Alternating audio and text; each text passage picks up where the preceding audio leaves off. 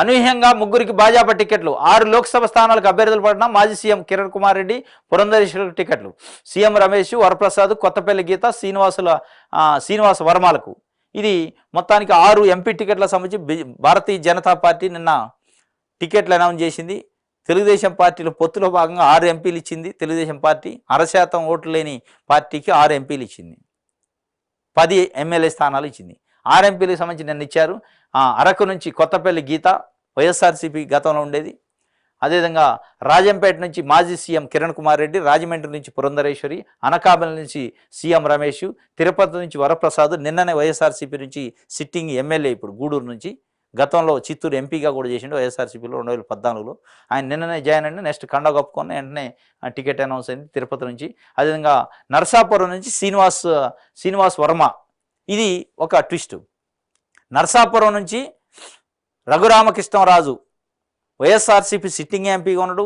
ఆయన గెలిచిన తర్వాత కొద్ది రోజులకి వైఎస్ఆర్సీపీ పైన అనేక రకాలుగా విమర్శలు చేయటం, వైఎస్ఆర్సీపీ అధిష్టానాన్ని ధిక్కరించడం, కొద్ది రోజులు అసలు రాష్ట్రానికి దూరంగా ఉండి ఢిల్లీలో ఉండి ఏబిఎన్ లాంటి న్యూస్ ఛానల్స్కి ఇంటర్వ్యూలు ఇస్తూ వైఎస్ జగన్ పైన అనేక రకాల కామెంట్లు చేయటం, దాన్ని ఎంకరేజ్ చేసి తెలుగుదేశం పార్టీ వాళ్ళ మీడియా దాన్ని పెద్దగా భూతద్దంలో పెట్టి చూసి అయిపోయింది, వైఎస్ఆర్సీపీ ఎంపీనే వాళ్ళని వ్యతిరేకిస్తున్న జగన్ని, అయిపోయింది, ఆయనకి బీజేపీతోని పెద్ద ఎత్తున సంబంధాలని, బీజేపీతోని ఆయన కేసుల్లో ఇరికిస్తాడు, జైలుకు పంపిస్తాడు అనే ఒక రేంజ్లో చేశారు. చివరికి ఆయనకే టికెట్ రాను. ఆయన కథ ఏంది, ఆయన స్థాయి ఏంది, ఆయనకున్న పలుకుబడి ఏంది కేంద్రంలో ఢిల్లీలో అనేది నిన్న అర్థమైంది. టికెట్ రాకపోతే నిన్న ప్రెస్ మీట్ పెట్టిండు. మొత్తం వాయిస్ అంతా పోయింది, డల్ అయిపోయిండు. నన్ను మోసం చేశారు. ఎవరు చేశారు? చంద్రబాబు నాయుడు చేసిండు, బీజేపీ చేసింది. బీజేపీ చేయటం అంటే బీజేపీలో నువ్వు జాయిన్ కాలే. చంద్రబాబు నాయుడికి సంబంధించిన మీడియాను నమ్ముకొని నువ్వు అనవసరంగా ఎగస్టాల్ చేసి నువ్వు పతనం చేసుకున్నావు అనేది ఎలా ఏపీలో ప్రజలు అనుకుంటున్నారు, నరసాపురంలో ప్రజలు అనుకునే పరిస్థితి.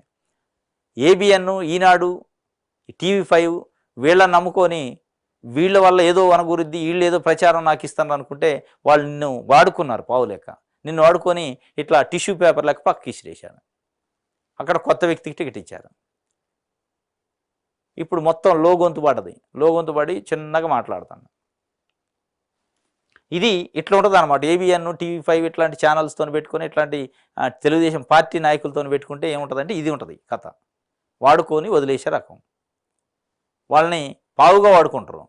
విమర్శిస్తే చాలు. వైఎస్ఆర్సీపీ పైన విమర్శ పెడతాడు, ప్రెస్ మీట్ పెడతాడంటే ఏబిఎన్ లోగో ఆడు ఉండేది. తిట్టాలి. అదే ఒక పైచాచి కానుంది. జగన్ తిడితే బాగు. జగన్ ఎవడు తిడతాడంటే వాడికి అడిగి పోయి మైకి పెట్టాలి. అది నిజముందా అబద్ధం ఉందా అవసరం లేదు. దాన్ని బ్యాన్ రాయటం. రఘురామకృష్ణరాజు ఇగో ఈ కామెంట్ చేసిండు, బ్యాన్ రాయటం. చివరికి ఆయనకే టికెట్ రాలే. ఆయనకి ఏం పాస్ ఉంది, ప్రజల్లో ఏముంది, ఢిల్లీలో ఏం పలుకుబడి ఉంది అనేది నేను స్పష్టంగా అర్థమైంది. ఇది మొత్తానికి అనూహ్యంగా ముగ్గురికి బీజేపీ టికెట్లట, అంటే కొత్తగా జాయిన్ అయిన వాళ్ళకి, మిగతా వాళ్ళకి పాత వాళ్ళకి ఇచ్చారు.